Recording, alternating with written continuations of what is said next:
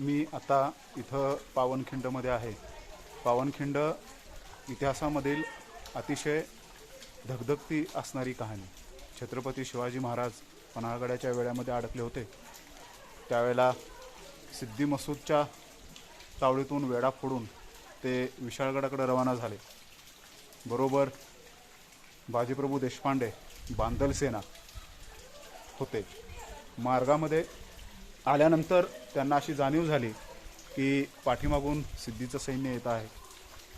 आणि मग बाजीप्रभू देशपांडे म्हणाले, महाराज तुम्ही मोजक्या सैन्यानिशी पुढे निघून जावा. पण शिवाजी महाराज त्याला तयार झाले नाहीत. म्हणले, बाजी जे काय व्हायचं ते आपल्या सर्वांचं इथंच होईल. त्यावरती इतिहासातलं अतिशय प्रसिद्ध असणारं वाक्य बाजीप्रभूने उद्गारलं. ते म्हणजे, महाराज लाख मेले तरी चालतील पण लाखाचा पोशिंदा जगला पाहिजे. आणि मग महाराज जड अंतकरणानं विशाळगडाकडे रवाना झाले. पाठीमागून दिन दिन करत सिद्धी जोहर आणि त्याचं सैन्य आलं आणि इथं घोणघोर असा रणसंग्राम झाला.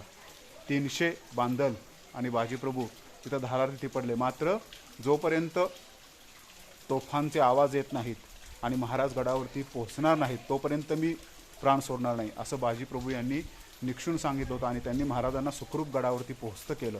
आणि ज्यावेळेला तोफांचे आवाज झाले त्यावेळेला मग बाजीप्रभूने इथं देह सोडला. ही गजापूरची घोरखिंड त्यांच्या रक्ताने पावन झाली म्हणून ती पावनखिंड म्हणून प्रसिद्ध झाली. खूप महात्म्य, ऐतिहासिक महत्त्व. धन्य ते बाजीप्रभू, धन्य छत्रपती शिवाजी महाराज. हर हर महादेव.